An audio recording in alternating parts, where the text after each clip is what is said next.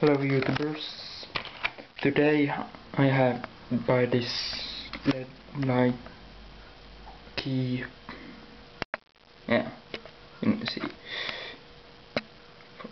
and I was thinking about try to make my own kind of, how to say, a sonic screwdriver, quite simple, wouldn't cost so much.